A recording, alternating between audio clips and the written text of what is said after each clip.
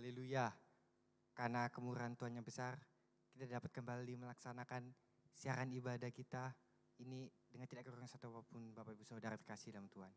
Walaupun ada sedikit masalah yang terjadi dalam kehidupan kita, tapi kita tidak mau menyerah begitu saja. Karena Tuhan pasti menolong kita dengan caranya yang ajaib. Karena itu mari kita mengucapkan hati kita mulai menyanyikan pujian bagi Dia. Haleluya.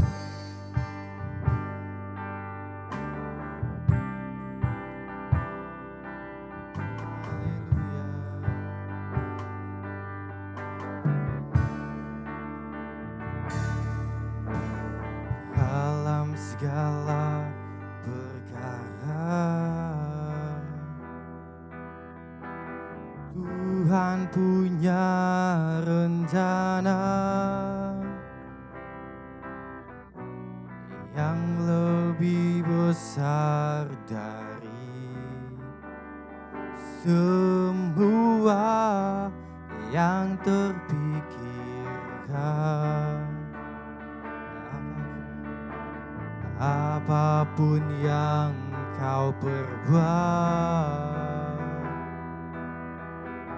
hak ada maksud jahat. Sebab itu ku lakukan semua denganmu Tuhan. Tak akan menyerah pada apapun juga. Sebelum ku coba semua yang ku bisa, tetapi ku berserah kepada kehendakmu. Hatiku percaya Tuhan punya rencana.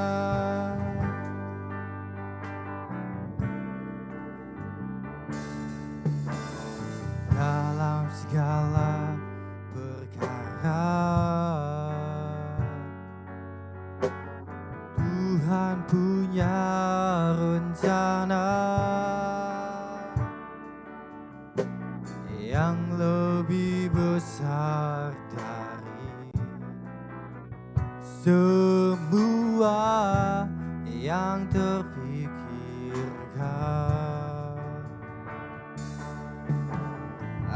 Apapun yang kau perbuat, hak ada maksud jahat. Sebab itu ku lakukan semua denganmu Tuhan. Tak akan menyerah pada apapun juga. Sebelum ku coba semua yang ku bisa, tetapi ku berserah kepada kehendakmu. Hatiku percaya Tuhan punya rencana. Tak akan menyerah pada apapun juga. Sebelum ku coba semua yang ku bisa, tetapi ku berserah kepada kehendakmu. Hatiku percaya Tuhan punya rencana. Hatiku percaya Tuhan punya rencana. Hatiku percaya Tuhan punya rencana. Haleluya. Amin Bapa. Ya Yesus, kami tak akan menyerahkan keadaan kami Bapa. Walaupun keadaan menghimpit kami Bapa, kami percaya Bapa bahwa rencanamu indah Bapa. Bahwa kau merancangkan segala yang indah bagi kami Bapa. Kuatkan teguhkanlah kami Bapa. Besarkan iman kami biar kami berharap saudara kepada Engkau saja Yesus. Tolong Roh Kudus Kau sertai ibadah kami dari awal hingga akhir. Kau urapi hamba-Mu ya Bapa yang akan melayani. Baik hamba-Mu yang akan melayanikan firman nanti ya Bapa. Kau urapi Bapa, biar kau membukakan firman yang lebih heran-heran lagi Bapa. Dan biar kami Bapa, para pendengar-Mu Bapa, para sidang jemaat-Mu, Engkau urapilah Bapa. Kau berikanlah kami karunia untuk dapat mengerti Bapa, agar firman-Mu itu Bapa tidak terbuang begitu sia-sia Bapa, agar dapat tumbuh Bapa hingga 30, 60 hingga 100 kali lipat Bapa. Terima kasih Yesus, sertai kami dari awal hingga akhir ibadah ini, hingga kami Bapa dapat kembali Bapa. Terima kasih Yesus, hanya di dalam Tuhan kami bersyukur. Haleluya, amin. Tuhan kita baik, Tuhan kita ajaib saudara. Dia telah memberikan semuanya yang baik dalam kehidupan kita. Telah memberikan kasih-Nya bagi kita. Marilah kita menyanyikan muliakan Allah kita lebih heran lagi. Kita nyanyikan puji-pujian kita selanjutnya. Haleluya.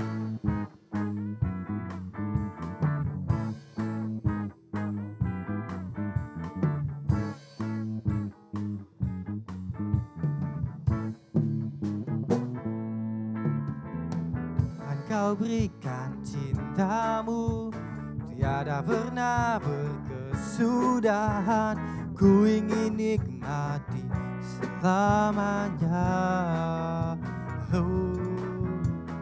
Perbuatan ajaib tangan-Mu warnai hari hidupku. Bersama-Mu ku tak akan gentar.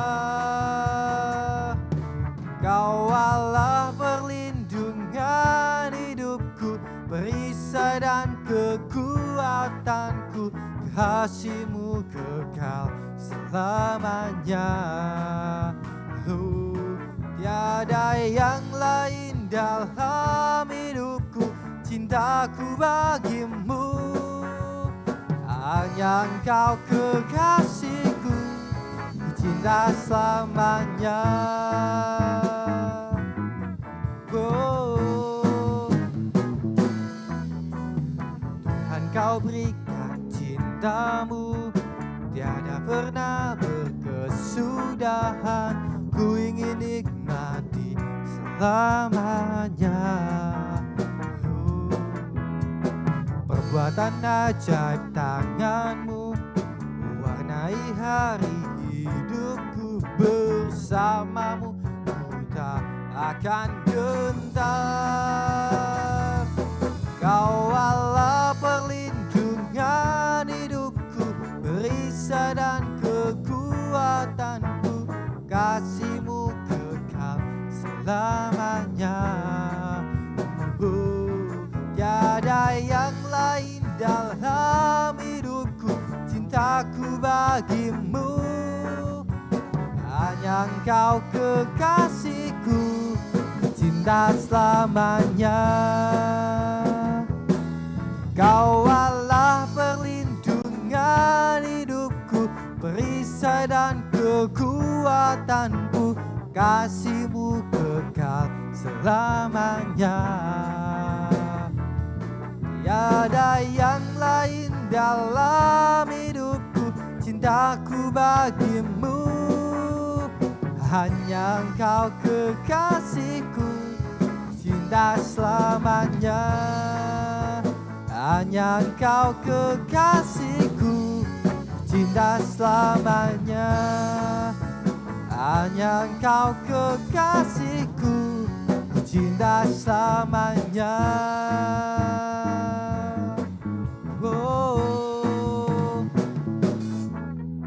Haleluya.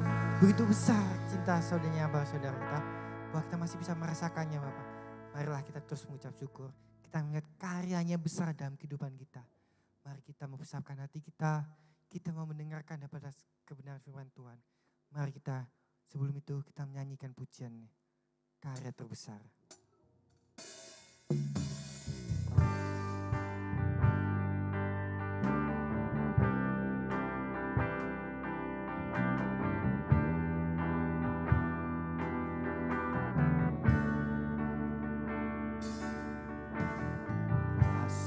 Yang terindah,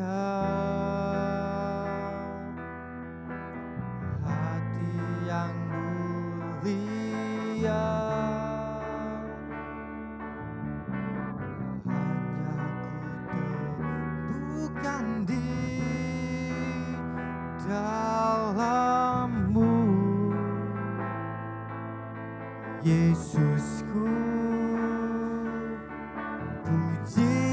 dari hatiku,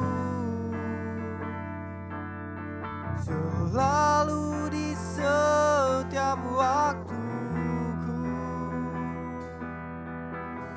tiada pernah berubah kasihku.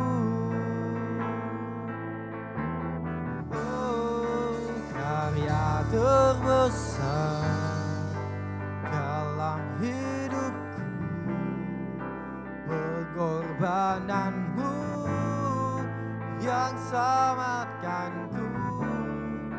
Engkaulah harta yang tak ternilai, yang ku miliki dan ku hargai. Yesus, Engkau ku kagumi.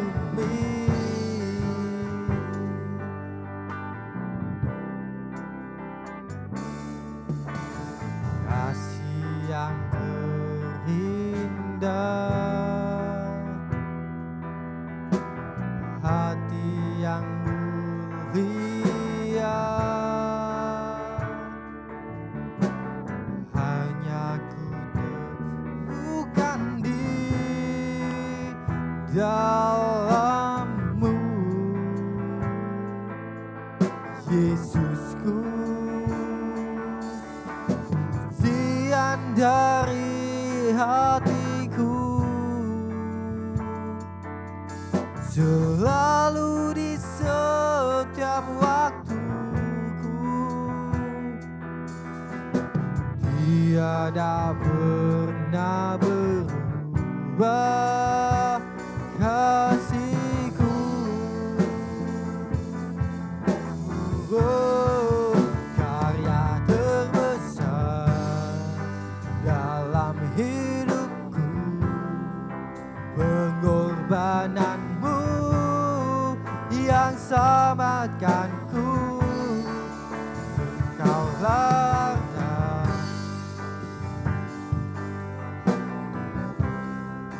yang ku miliki dan ku hargai. Yesus, Engkau ku kagumi.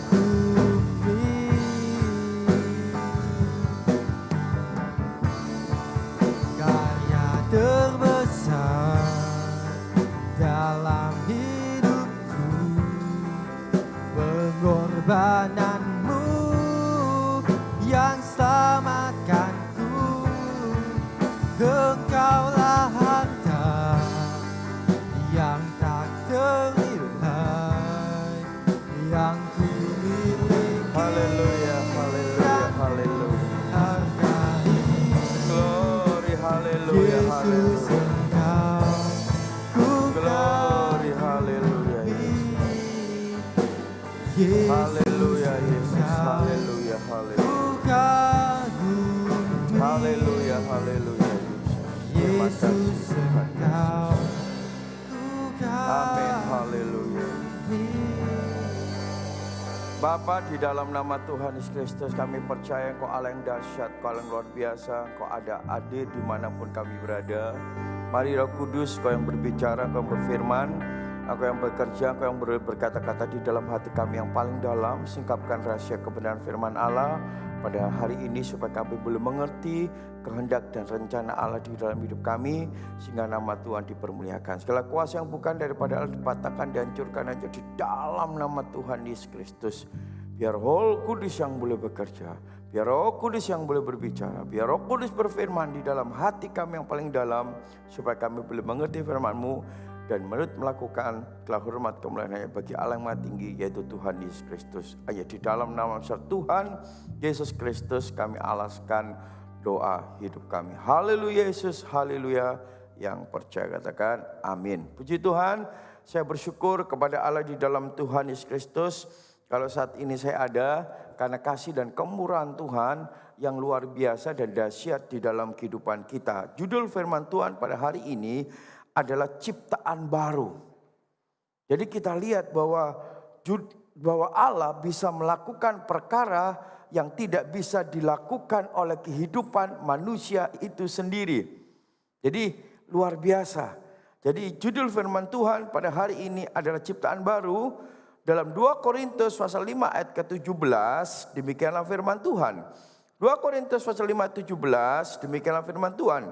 Jadi siapa yang ada di dalam Kristus, dia adalah ciptaan baru, yang lama sudah berlalu, sesungguhnya yang baru sudah datang. Yang percaya katakan amin. Ini ayat luar biasa saudara. Bahwa bagi Tuhan segala sesuatu itu bisa dikerjakan. Manusia tidak bisa merubah kehidupannya sendiri. Tidak bisa. Manusia di dunia ini tidak bisa merubah kehidupannya sendiri.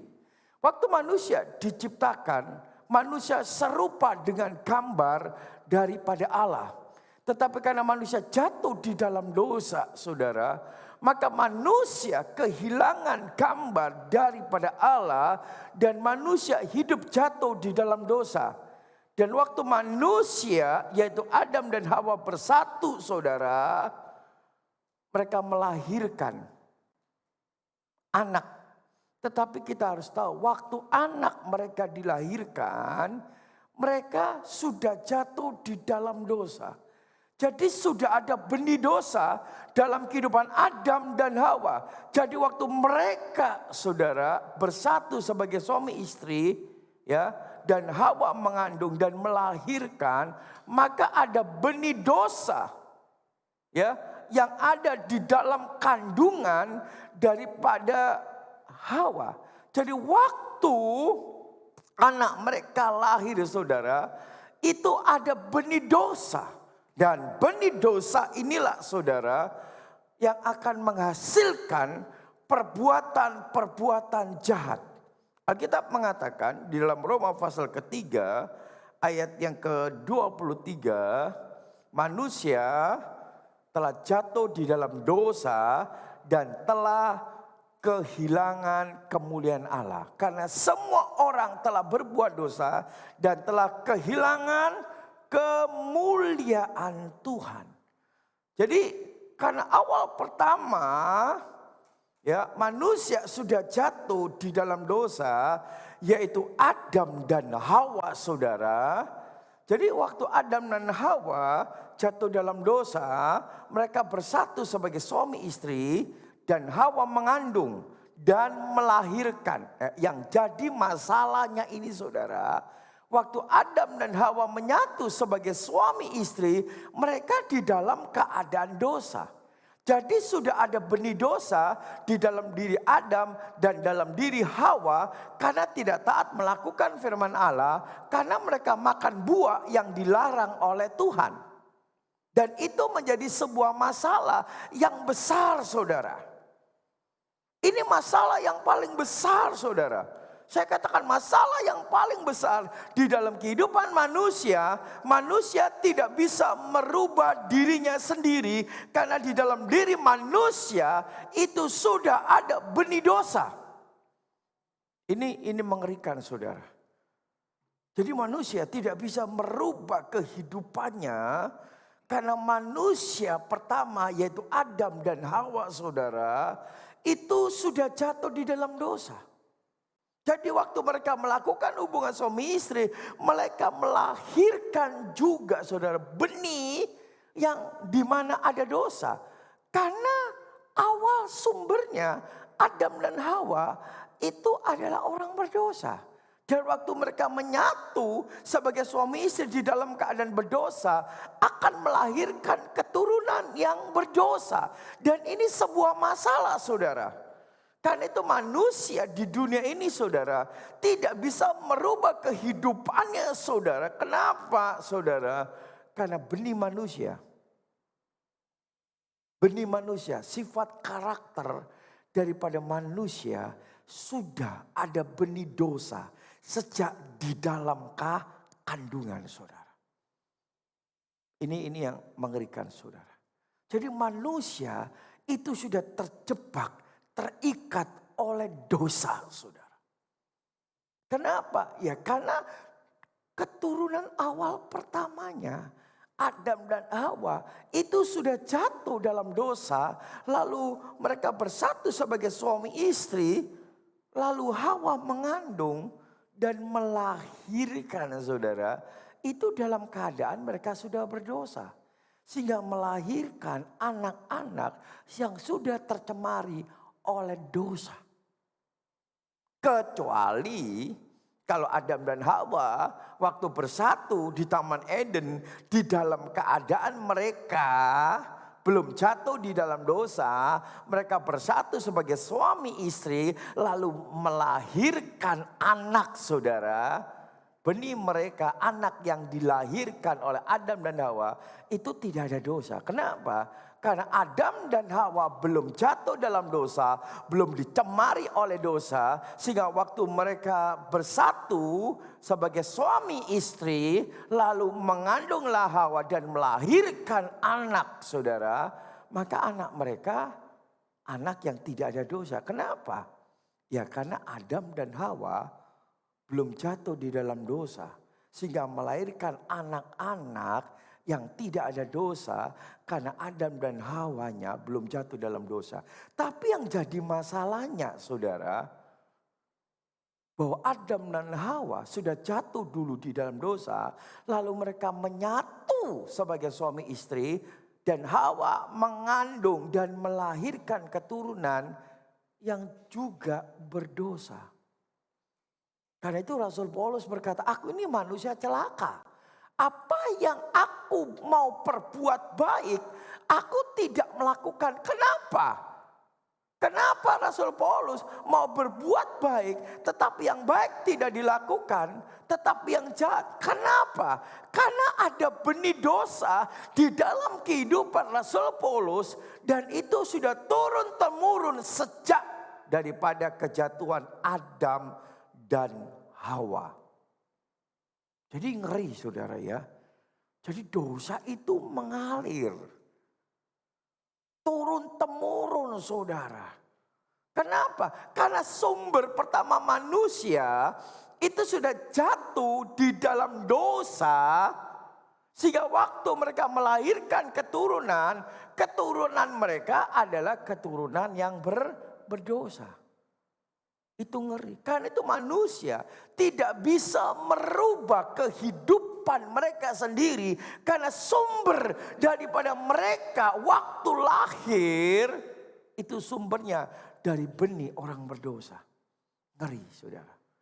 Jadi manusia tidak akan pernah bisa merubah kehidupannya. Tapi kita bersyukur, saudara. Bersyukur kepada Allah di dalam Tuhan Yesus Kristus. Dalam 2 Korintus pasal 5 ayat 17 ini sangat jelas. Jadi siapa yang ada di dalam Kristus. Perhatikan, yang ada di dalam Kristus. Jadi orang itu ada di dalam Kristus, baru dia menjadi ciptaan baru. Ini yang luar biasa, saudara. Jadi satu perubahan hidup itu terjadi di dalam hidup orang itu apabila dia ada di dalam Kristus, maka dia akan menjadi ciptaan baru, maka kehidupan yang lama itu tidak pernah ada lagi. Ini yang luar biasa, saudara, daripada Allah kita. Jadi Allah kita bisa melakukan sesuatu yang tidak bisa dilakukan oleh manusia itu. Yaitu merubah kehidupannya sendiri. Karena manusia sudah jatuh di dalam dosa, sudah kehilangan kemuliaan Allah. Maka benih dosa itu sudah ada di dalam dirinya. Dan benih dosa itu akan merubah sifat karakter daripada manusia. Dan manusia di dunia ini, saudara, tidak bisa merubah dan melawan dosa. Tidak ada. Tidak ada. Jadi dosa itu menguasai kehidupan manusia. Sejak Adam dan Hawa. Dan itu terus dosa itu menguasai kehidupan manusia. Ngeri sekali, saudara. Dan manusia tidak punya kekuatan, tidak punya kuasa untuk melawan dosa, saudara. Tidak punya kekuatan. Mereka tidak bisa mengalahkan dosa dengan kekuatannya sendiri, dengan kemampuan sendiri, kecuali mereka ada di dalam Kristus. Jadi kalau kehidupan kita ada di dalam Kristus, saudara, kita akan menjadi sebuah pribadi yang benar-benar baru. Jadi kalau ciptaan baru, itu benar-benar baru, saudara. Kita lihat di dalam Kejadian pasal yang ke-1 ayat yang ke-1. Pada mulanya Allah menciptakan langit dan bumi, saudara. Tetapi ada masalah. Bagaimana ada kejatuhan dosa pertama di sorga, yaitu iblis. Dan iblis dibuang di bumi. Dan kita lihat apa yang terjadi. Bumi yang diciptakan Allah itu menjadi hancur. Menjadi rusak, saudara. Bercampur baur, saudara. Tapi luar biasa. Dalam Kejadian pasal yang kedua, saudara. Di situ ada roh Allah yang melayang. Ini luar biasa. Ini sebuah pengharapan, saudara.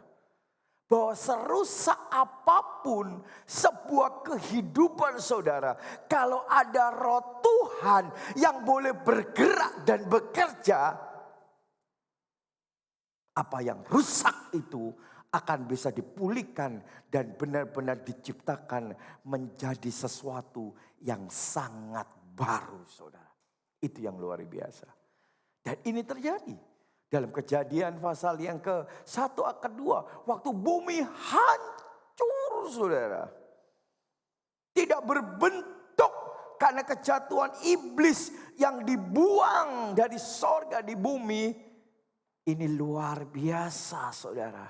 Ada satu peristiwa yang dahsyat yang boleh terjadi. Apakah itu? Bagaimana dan roh Allah melayang-layang di atas permukaan air. Ini luar biasa, saudara. Jadi di saat kehancuran itu terjadi dan benar-benar hancur dan benar-benar rusak.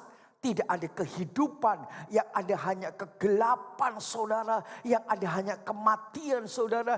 Tidak ada kehidupan sama sekali di bumi itu kecuali iblis. Yaitu Lucifer yang dibuang oleh Allah dan roh-roh jahat. Ngeri sekali.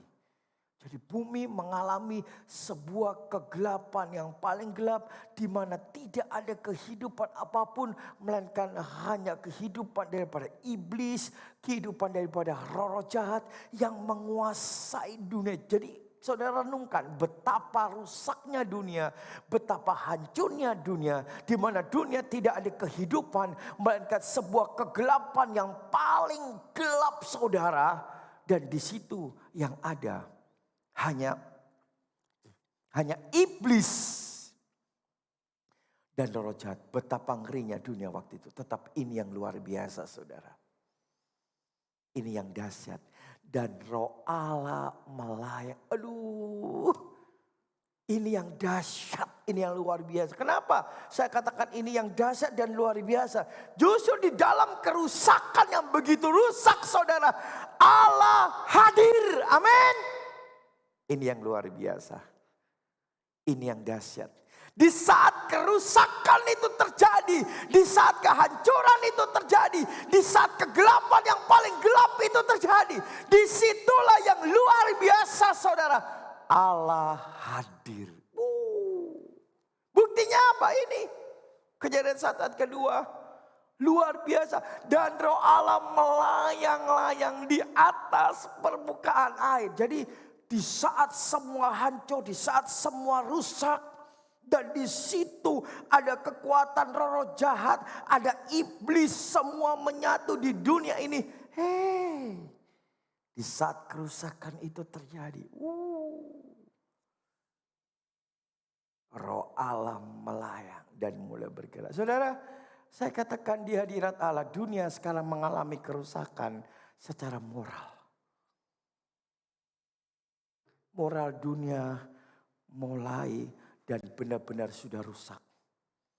Tapi saya bersyukur melalui firman Tuhan, bahwa di saat kerusakan itu terjadi, saudara, justru Di situ Roh Allah bekerja. Roh Allah sedang bekerja dengan kuasanya melalui firman Tuhan untuk menciptakan sesuatu yang baru yang belum pernah ada jauh sebelumnya. Wow, luar biasa. Dan ini terjadi pada waktu dunia gelap. Roh Allah melayang. Lalu firman Tuhan berkata, hendaklah ada terang. Ini sebuah hal yang dahsyat. Bagaimana dunia yang begitu gelap, yang begitu jahat, yang begitu rusak, saudara, dilawat oleh Tuhan. Melalui kuasa firman Allah, dunia yang begitu gelap, saudara, menjadi terang karena kuasa firman Tuhan yang hidup dari kuasa Roh Kudus. Itu yang luar biasa. Dan Alkitab mengatakan dalam Kejadian 1 ayat yang ketiga. Berfirmanlah Allah, jadilah terang.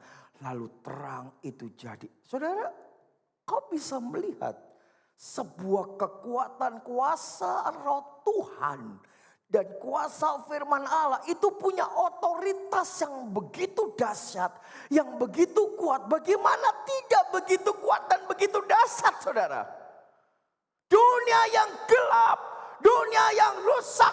Dunia yang hancur. Karena kuasa kegelapan, saudara. Hanya melalui Roh Allah. Ini dahsyat. Dan firman Allah hanya sepatah kata. Jadilah terang, saudara. Maka kekuatan Roh Allah dan firman Allah itu menjadi satu, saudara. Dan boom. Seluruh kekuatan kegelapan apapun yang ada di dunia itu. Biarpun itu iblis, roh jahat apapun kekuatannya. Boom. Selesai. Kekuatan Roh Allah dan firman menguasai bumi itu. Bumi yang begitu gelap itu seketika menjadi terang. Ini loh luar biasa Tuhan Yesus. Ini yang sangat-sangat dahsyat. Ini yang sangat luar biasa. Jadi tidak ada kekuatan apapun di dunia ini yang tidak bisa diubah oleh kuasa Roh Allah dan firman Tuhan. Dan ini terbukti loh, saudara. Ini terbukti dalam Kejadian 1 sampai 3. Ini menunjukkan betapa kuasa Tuhan, yaitu Roh Kudus dan firman Tuhan, itu adalah Tuhan yang penuh kuasa, yang penuh otoritas. Sehingga dia bisa merubah bumi yang rusak, bumi yang gelap, bumi yang hancur karena dari iblis, dari setan, dari roh jahat. Hanya melalui Roh Allah dan firman Allah. Boom, jadilah terang. Maka terang itu jadi seketika itu juga. Segalanya loh saudara berubah. Luar biasa Roh Allah itu saudara. Roh Kudus adalah pribadi Allah yang menyatu dengan firman Allah dan Allah. Luar biasa saudara. Karena itu tidak heran. Dalam 2 Korintus pasal yang kelima 17. Tidak heran di dalam Kristus. Kenapa di dalam Kristus ada ciptaan baru? Ya itu loh saudara. Dalam Kejadian pasal 1, 2, 3 dengan jelas. Waktu Roh Allah melayang. Dan ada firman Allah. Sesuatu yang paling gelap. Di segala yang gelap. Karena ada iblis dan roh jahat. Boom. Menjadi terang. Sudah ingat peristiwa? Bagaimana ada orang di Gadara yang dirasuk oleh legion. Satu orang itu dirasuk 2000 setan saudara. Bayangin 2000 setan menguasai kehidupan orang itu. Kehidupan orang itu begitu rusak, begitu jahat, begitu mengerikan saudara. Kehidupannya ada di dalam kematian. Dia suka dikubur-kubur saudara. Ini kehidupan orang yang lebih cenderung suka bunuh diri. Jadi kalau ada orang yang suka bunuh diri itu kehidupannya dirasuk oleh setan. Rohnya dibawa kepada kematian yaitu di kuburan. Dirantai tidak bisa. Dia tidak mau terikat oleh apapun. Dia mau hidup menurut keinginannya. Ini orang-orang dikuasai roh jahat itu tidak mau ikut aturan. Dia mau melakukan apa yang dia mau saudara. Tapi waktu Yesus, firman itu hidup datang saudara. Luar biasa ya saudara. Waktu Yesus taruh di Gadara. Dan bertemu dengan orang yang dirasuk 2000 setan saudara. Apa yang terjadi? 2000 setan di dalam diri orang itu mengalami sebuah ketakutan dan kehancuran. Dan waktu firman Allah berbicara terhadap iblis yang merusak kehidupan orang itu. Seketika itu juga saudara. 2000 setan meninggalkan daripada orang itu. Dan Alkitab mengatakan orang itu menjadi ciptaan baru. Luar biasa saudara. Dahsyatnya firman Allah dan roh Allah kalau bekerja saudara. Orang yang dirasuk 2000 setan saudara. Orang gila sekalipun yang dirasuk setan 2000 setan saudara. Melalui kuasa roh Allah dan firman Allah. Orang itu dirubah menjadi baru saudara. Alkitab mengatakan di dalam Lukas pasal yang ke-8. Dia berpakaian saudara. Dia menjadi orang yang normal. Bahkan waktu Yesus diusir di Gadara saudara. Luar biasa ya saudara ya. Waktu Yesus diusir di Gadara saudara. Apa kata daripada orang ini saudara? Rabi, guru, aku mau ikut engkau. Lihat. Orang yang dirasuk setan 2000 yang kehidupannya begitu rusak dan mengerikan. Tapi oleh kuasa firman Allah dan kuasa roh Allah yang hidup. Orang ini berubah. Jadi pengikut Yesus. Tapi apa kata Tuhan? Kamu jangan ikut aku. Tapi ceritakan kepada semua orang. Luar biasa saudara.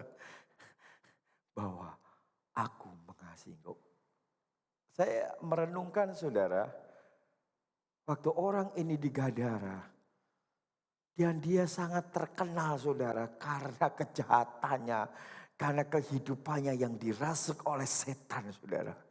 Tapi waktu oleh kuasa Allah. Roh Allah dan firman hidupnya berubah.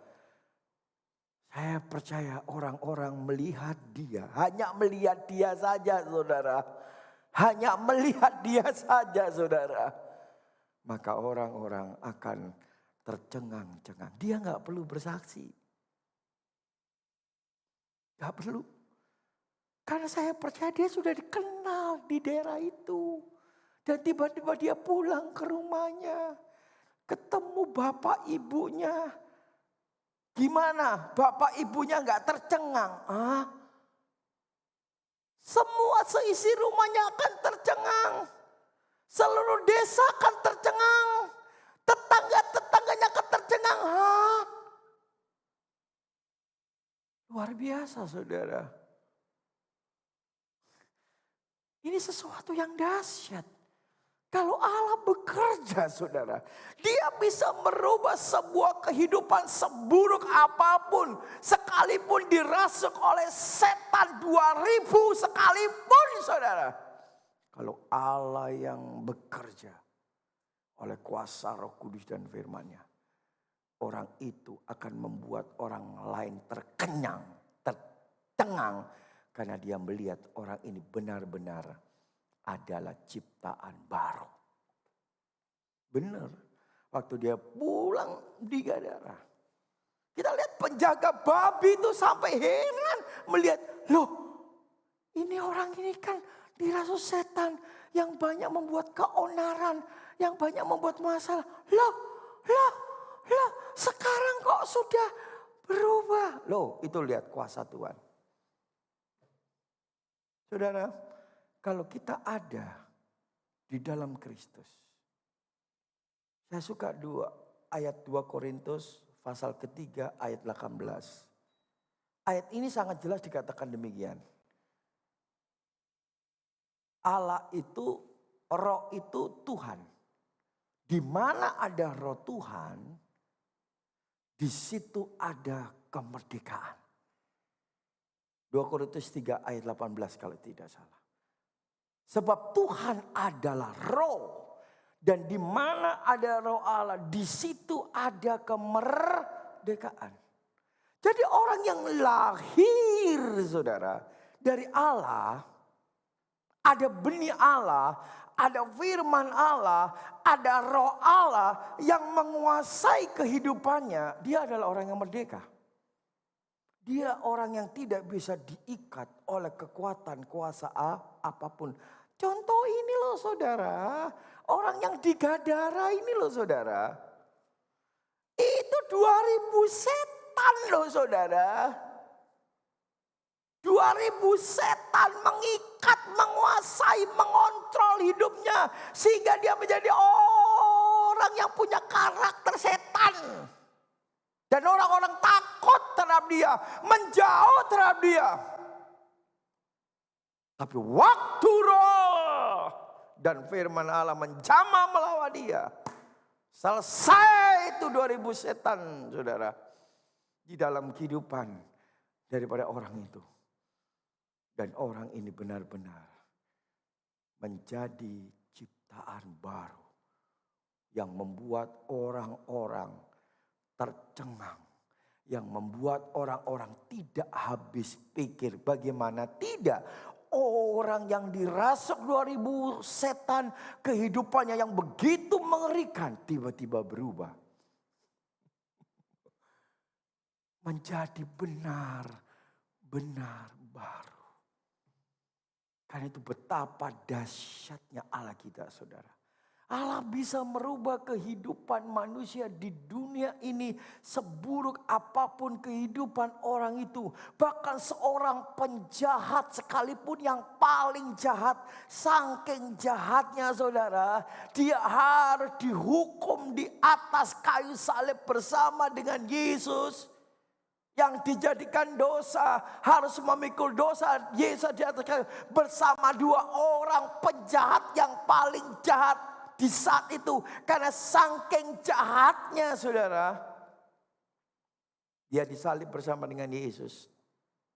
Tapi yang sangat luar biasa saudara.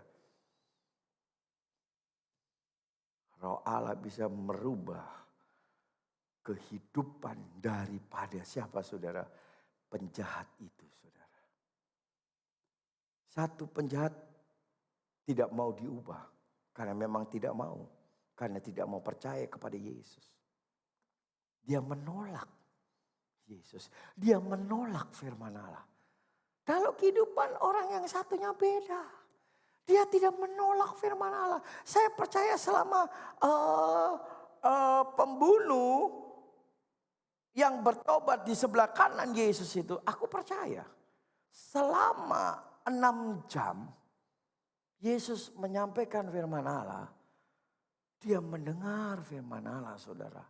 Mungkin awalnya. Kalau kita lihat dalam Injil Matius. 2 orang ini awalnya mengolok Yesus. Karena mereka mendengar orang-orang di sekelilingnya saudara. Mengolok Yesus. Mungkin awalnya 2 penjahat ini juga mengolok Yesus. Tapi berjalannya waktu. Dari waktu ke waktu. Ada yang berubah dalam kehidupan salah satu penjahat itu. Karena dia melihat Dia mendengar, dia meresponi firman Tuhan yang disampaikan oleh Yesus. Dan dia melihat ada sesuatu yang berbeda dari Yesus ini. Dan disitulah dia mulai berubah. Yang awalnya dua orang ini sama-sama mungkin mengolok, sama-sama menghujat Yesus. Karena Alkitab mengatakan menghujat Bapa, menghujat Anak diampuni, tapi menghujat Roh Kudus tidak. Jadi diolok-olok mungkin karena telinganya mendengar orang-orang itu mengolok Yesus.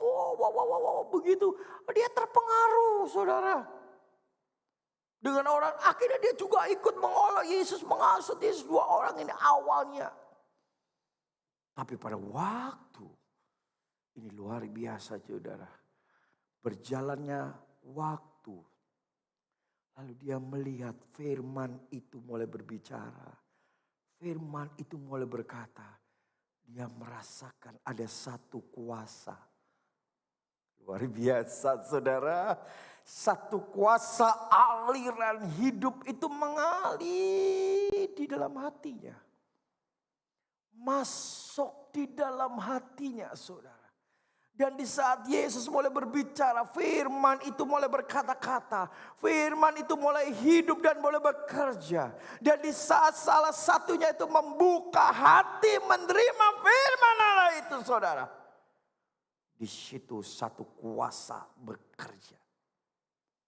Maka firman Allah yang hidup oleh kuasa roh Allah itu mulai menyentuh roh, hati daripada pembunuh yang bertobat itu. Dan di saat firman Allah itu menyentuh oleh kuasa roh Allah. Maka kuasa firman Allah dan roh Allah yang masuk di dalam roh hati orang itu. Itu merubah sebuah kehidupan yang benar-benar baru. Oh, roh Allah merubah kehidupan hati orang itu benar-benar baru saudara. Di situ dia menyadari sebuah kesalahan akan hidupnya. Karena kuasa firman Allah yang hidup saudara. Disitulah pembunuh ini menyadari bahwa dirinya adalah orang berdosa. Buktinya dalam Lukas. Di situ ada perubahan hati yang luar biasa. Awalnya dua-dua mengolok. Awalnya dua-dua menghujat. Awalnya dua-dua mungkin meremehkan Yesus. Tapi waktu Yesus firman hidup itu berbicara melalui kuasa firman-Nya yang hidup oleh kuasa Roh Kudus. Dan di saat hati pembunuh sebelah kanan itu dia melihat Yesus berbeda. Dan hatinya mulai terbuka akan firman Allah. Di situ kuasa Allah bekerja. Maka hati pembunuh yang begitu jahat itu disentuh oleh firman Allah. Oleh kuasa Allah. Dan itu firman roh Allah masuk ke dalam roh dan ke dalam hati pembunuh ini saudara. Dia merasakan sesuatu yang dahsyat. Di situ aliran kuasa roh Allah dan firman Allah boleh bekerja saudara. Dan dia menyadari akan dosanya saudara. Lalu dia berkata. Kalau awal pertama dia mengolok bersama dengan pembunuh satunya. Tapi waktu Allah sudah bekerja merubah hatinya saudara. Apa yang terjadi saudara? Waktu yang satunya tidak mau bertobat. Hatinya tidak mau terbuka oleh firman Allah dan roh Allah. Dia tetap mengolok, terjadi sebuah perubahan hidup. Apa saudara? Ini luar biasa. Justru pembunuh yang sudah menerima firman Allah itu memiliki sebuah kehidupan yang berubah saudara. Apa? Dia berkata, aku salah, engkau salah. Tetapi Yesus tidak pernah salah. Ini luar biasa. Pertobatan. Orang yang bertobat menyadari dirinya orang berdosa, menyadari dia orang berdosa dan dia mau dipersalahkan. Itu pertobatan. Jadi kalau kehidupan orang itu masih belum mau dipersalahkan saudara. Dia merasa dirinya benar, orang itu belum bertobat. Belum ada pertobatan oleh kuasa firman Allah dan Roh Kudus. Walaupun dia ada di dalam gereja, tapi dia belum ada di dalam Kristus. Dia tidak ada pertobatan karena dia tidak ada perubahan hati. Yaitu hati yang selalu merasa dirinya benar, yaitu kebenaran diri sendiri. Itulah roh keakuan, itulah roh keangkuhan, dan itu ada di dalam kehidupan Lucifer. Dan dia belum menjadi pribadi yang baru. Tetapi kita lihat pembunuh di sebelah kanan ini saudara.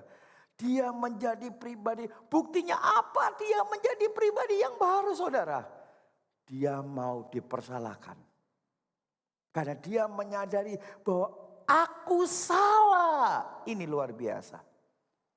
Kalau kehidupan kita merasa kita benar dan kita tidak mau dipersalahkan, berarti ada roh keakuan dalam diri kita. Dan itu roh keakuan itu ada di dalam roh Lucifer. Berarti dia belum ada dalam kehidupan yang baru. Dia masih ada di dalam kehidupan yang lama. Ini ngeri saudara. Dan itulah roh kemunafikan. Tapi kalau orang itu ada di dalam ciptaan baru. Dia benar-benar baru. Dia menjadi orang yang lemah lembut. Dia menjadi orang yang rendah hati. Bayangin seorang yang jahat. Dia berkata, aku memang salah. Tapi Yesus benar. Ini orang bertobat. Ini ciptaan baru. Orang yang ada di dalam ciptaan baru kehidupannya mau dipersalahkan saudara. Dia tidak pakai kebenaran diri sendiri. Dia mau disalahkan. Dan dia selalu mau membenarkan firman Allah. Walaupun keadaan apapun yang terjadi. Karena dia sudah dalam ciptaan baru. Dia mau memiliki karakter seperti Yesus. Yaitu mau dipersalahkan. Dan dia tidak pernah menyalahkan Tuhan. Ini luar biasa. Jadi kalau saudara masih bersungut-sungut, masih ngomel, masih menyalahkan Tuhan karena keadaan ini dan itu, saya katakan di hadirat Allah, saudara belum di dalam Kristus. Saudara belum benar-benar menjadi ciptaan baru, walaupun saudara sudah datang ke gereja. Karena hanya orang yang di dalam Kristus itu baru ciptaan baru. Bukan yang ada di dalam gereja. Jadi sekalipun saudara ada di dalam gereja puluhan tahun saudara. Tapi kalau saudara belum di dalam Kristus. Maka kehidupan saudara belum benar-benar menjadi ciptaan yang baru. Masih ada kehidupan roh yang lama di dalam kehidupan saudara. Yaitu roh keakuan, yaitu kemunafikan. Dan itu bukan ciptaan yang baru. Karena orang yang ada di dalam ciptaan baru, dia sudah mati terhadap dosa. Dia sudah mati terhadap roh keakuan. Dia benar-benar menjadi ciptaan yang baru. Lihat Yohanes 16:8. Dan kalau dia datang, dia akan mengisapkan dunia akan dosa, kebenaran dan penghakiman. Lihat Roh Kudus. Itu selalu mau menjadikan kita ciptaan baru saudara. Dengan menginsafkan dosa di dalam diri kita. Saat dosa itu diinsafkan oleh Roh Kudus. Dan kita sadar dan mau diperbarui Roh Kudus. Karena kita diinsafkan terhadap dosa. Saat kita lepas dari dosa. Kita benar-benar menjadi ciptaan baru. Bagaimana kehidupan kita bisa menjadi ciptaan baru di dalam Kristus? Yang pertama, kalau kehidupan kita mau menyadari kesalahan kita.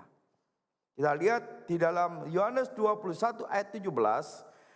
Kata Yesus kepadanya untuk ketiga kalinya, Simon anak Yohanes, apakah engkau mengasihi aku? Maka sedih hati Petrus karena Yesus berkata untuk ketiga kalinya.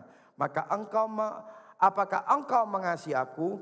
Dan dia berkata kepadanya, Tuhan engkau tahu segala sesuatu. Engkau tahu bahwa aku mengasihi engkau. Kata Yesus kepadanya, gembalakan domba-dombaku. Apa perbedaan daripada tiga pertanyaan Yesus tentang Yesus dengan pertanyaan yang sama? Apakah engkau mengasihi aku Petrus? Padahal pertanyaannya sama. Tetapi reaksi respon daripada Petrus berbeda. Ini loh yang disebut perubahan daripada kuasa Allah. Yang diubahkan itu hatinya, saudara. Hatinya, saudara. Yang diubahkan, pertobatan itu di dalam hati, saudara. Menyadari kesalahan itu di dalam hati, saudara. Bukan cuma di mulut. Awal pertama Petrus gak sadar akan kesalahannya. Dia gak sadar akan hatinya yang salah, saudara. Karena itu waktu Yesus berkata, Petrus, apakah kau mengasihi aku?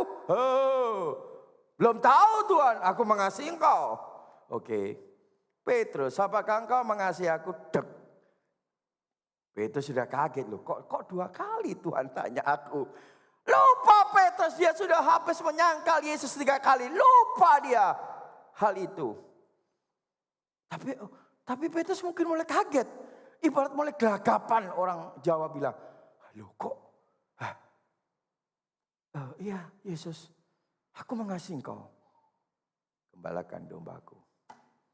Yang ketiga, di sini Petrus kena hatinya yang paling dalam. Makanya hatinya hancur Petrus. Petrus, apakah kau seolah-olah Yesus berkata, benar-benar mengasihi aku? Aku sudah bertanya 3 kali, apakah hatimu benar-benar mengasihi aku? Di situ Petrus hancur, saudara. Dia sadar di dalam hatinya yang paling dalam. Dia belum benar mengasihi Yesus. Kalau engkau ingin menjadi pribadi yang baru di dalam Kristus, jangan pernah saudara sudah merasa mengasihi Yesus. Itu problem. Kalau saudara merasa aku sudah mengasihi Yesus, itu kehidupanmu sudah selesai. Kau tidak akan pernah bisa berubah. Tapi kalau kamu selalu memiliki hati yang hancur dan selalu berkata di dalam hadirat Tuhan, Tuhan, aku belum mengasihi Engkau. Aku masih jauh di dalam mengasihi Engkau. Tapi aku mau mengasihi Engkau. Saya percaya Roh Kudus akan merubah benar-benar hidupmu menjadi pribadi yang selalu baru, setiap hari. Yang percaya katakan amin.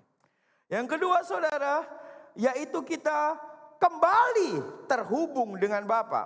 Anak terhilang, yaitu dalam Lukas 15 ayat 20 sampai 21. Maka bangkitlah ia dan pergi kepada bapaknya. Ketika masih jauh ayahnya telah, aku suka ayat ini. Ayahnya telah melihatnya, lalu tergeraklah hatinya oleh belas kasihan. Ini saya senang saudara. Ini ayat ini yang merubah hati daripada anak bungsu ini saudara. Ayahnya itu berlari mendapatkan dia, lalu merangkul dan mencium dia. Kata anak itu kepadanya, Bapa, aku telah berdosa terhadap surga dan terhadap Bapa. Aku tidak layak lagi disebut anak Bapa. Lihat. Luar biasa saudara ayat ini.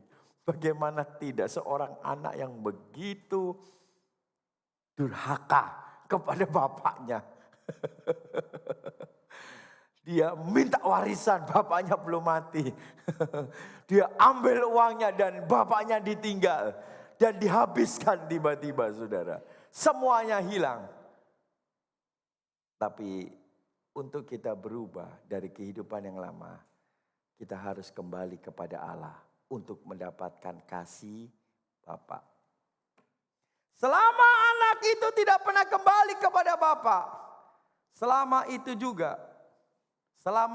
Bapa tidak pernah memeluk. Anak ini berubah karena hatinya mau kembali kepada Bapa. Ada sebuah hubungan. Kalau saudara ingin berubah hidup saudara, saudara harus terhubung dengan Allah. Seperti siapa? Seperti Nuh, seperti Henok. Kenapa hidup Henok itu berkenan di muka Allah? Karena dia bergaul dengan Allah. Saat hidup kita bergaul dengan Allah, maka terang Allah akan menyatu, menyinari hati kita. Saat terang firman Allah itu menyatu, menyinari hati kita, maka segala kegelapan yang ada di dalam hati kita itu dirubah menjadi terang. Maka kehidupan kita benar-benar akan menjadi ciptaan yang baru. Bagaimana terang kasih Allah sudah menyentuh kehidupan daripada anak si bungsu ini. Waktu anak si bungsu ini dapat pelukan daripada bapaknya. Dia merasakan sebuah kasih terang firman Allah. Menyentuh rohnya, menyentuh hatinya. Dan saya percaya dia tidak akan pernah meninggalkan bapaknya seumur hidupnya. Kenapa? Karena dia sudah terhubung dengan kasih daripada Bapa. Kalau hidupmu selalu terhubung dengan Allah, yaitu banyak berdoa, banyak menyembah di dalam kebenaran, di dalam kesucian, di dalam kekudusan, maka terang firman Allah akan masuk di dalam rohmu, akan merubah sisi kegelapanmu. Dan saat itu diubah oleh terang firman Allah, maka hidupmu benar-benar ada di dalam terang Allah. Maka hidupmu benar-benar berubah. Yang ketiga saudara, Sakius. Kenapa Sakius bisa berubah? Karena Sakius memiliki hati yang haus dan lapar akan Allah. Lukas 19 ayat 3-5. Dia berusaha untuk melihat orang apakah Yesus itu, tetapi tidak berhasil. Karena banyak orang sebab badannya pendek. Maka beralih ia mendalui orang banyak lalu memanjat pohon ara untuk melihat Yesus yang akan lewat di situ. Ketika Yesus sampai ke tempat itu, dia melihat ke atas dan berkata, Sakius, segeralah turun sebab hari ini aku harus menumpang di rumahmu. Apa yang membuat Yesus datang ke rumah Sakius dan membuat sebuah perubahan di dalam diri Sakius? Karena Sakius haus akan Allah. Buktinya apa? Dia ingin tahu Yesus. Itu adalah hati yang rindu. Hatinya ingin tahu, berarti di dalam hatinya selalu merindukan Yesus. Cukupkah? Tidak. Alkitab mengatakan dia dia ada usaha, ada kemauan, ada kerinduan untuk mau menyenangkan hatinya Tuhan, untuk mau menurut melakukan firman Tuhan. Dan Allah lihat. Dan bagaimana Sakius naik pohon ara. Ada usaha kerinduan yang sungguh-sungguh untuk Sakius menurut melakukan firman Allah, untuk bertemu dengan Yesus. Dan di saat Tuhan tahu hati Sakius yang paling dalam, dia benar-benar. Buktinya apa saudara? Tuhan mau menemui Sakius. Karena Tuhan lihat Sakius sampai berani naik pohon ara loh saudara. Dia seorang pejabat, kepala pemungut cukai, orang kaya. Dia nggak peduli akan dirinya. Dia tidak peduli akan kekayaannya. Dia tidak peduli akan hormat manusia. Yang penting aku mau mengasihi Tuhan. Aku mau ketemu Tuhan. Aku mau bertemu Tuhan. Apa yang terjadi saudara? Di situ Tuhan lihat, Sakius, lu sungguh-sungguh deh. Haus lapar akan aku. Oke, aku datang ke rumahmu. Dan di situ Sakius menjadi pribadi yang berubah. Yang terakhir saudara, yang keempat saudara. Yang terakhir, yang keempat dan ayat terakhir. Yaitu perempuan Samaria meninggalkan semua. Yohanes pasal 4 ayat 28. Maka perempuan itu meninggalkan tempayannya di situ. Lalu pergi ke kota dan berkata kepada orang-orang di situ. Kita lihat ini perempuan yang notabene tidak baik. Karena dia apa saudara? Dia punya 5 suami. Artinya apa? Dia kawin cerai sampai 5 kali saudara. Dan yang terakhir, dia hidup tanpa ikatan pernikahan. Jadi kehidupan moralnya benar-benar buruk. Tapi lihat, saat dia bertemu dengan Yesus, dia mau melepaskan segala kehidupan lamanya untuk diperbaiki oleh firman Allah. Artinya apa? Perempuan ini memiliki hati yang lemah lembut. Kita harus memiliki hati yang lemah lembut. Alkitab mengatakan dalam kitab Yakub, terimalah firman Allah. Buanglah segala kejahatan. Terimalah firman Tuhan. Dengan apa? Dengan roh yang lemah lembut. Saat kita mau menerima firman Allah dengan hati yang lemah lembut saudara. Maka saya percaya dosa di dalam diri saudara akan dengan sendirinya hilang.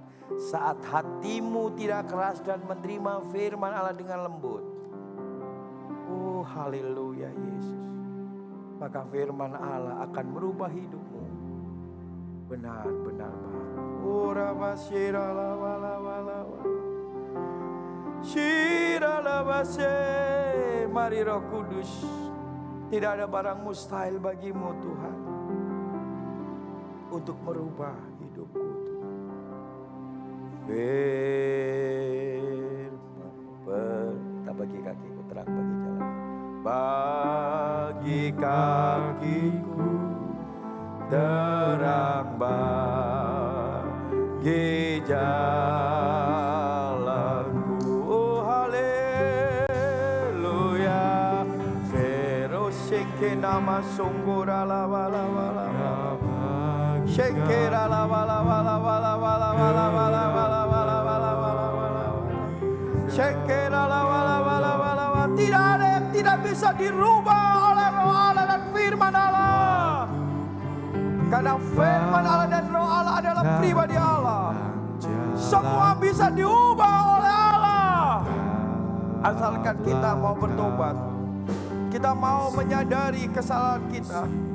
Kita mau kembali punya hubungan dengan Allah. Asalkan kita memiliki haus lapar akan Allah. Dan kita memiliki hati yang lembut untuk diperbaiki firman Allah.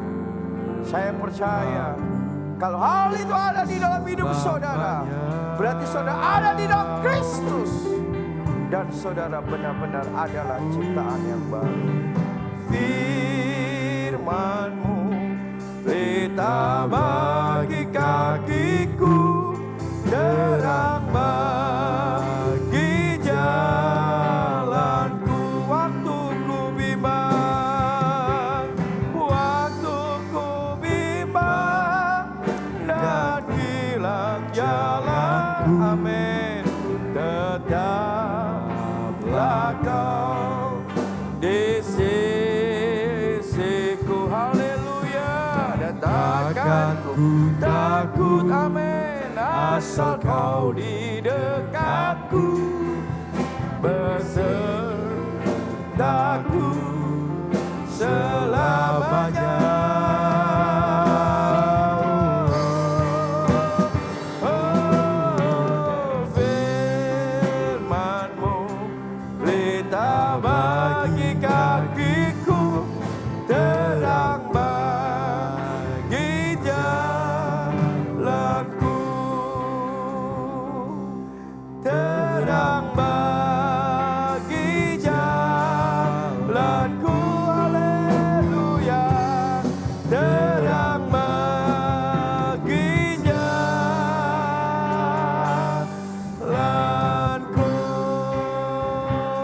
Terima kasih Tuhan. Di mana ada Roh Allah dan ada firman-Mu, segalanya bisa diubahkan. Asalkan hati kami terbuka. Kami memiliki hati yang haus lapar akan Engkau. Memiliki hati yang lembut. Memiliki hati yang punya hubungan dengan Allah. Dan memiliki hati yang mau menyadari kesalahannya. Maka segalanya akan diubahkan oleh Allah. Dan kami benar-benar menjadi ciptaan yang baru. Hanya di dalam nama Allah Bapa, Anak, Laki-laki dan Roh Kudus, yaitu Tuhan Yesus Kristus, kami alaskan doa hidup kami. Haleluya Yesus. Haleluya. Yang percaya katakan amin. Tuhan Yesus memberkati semuanya. Amin.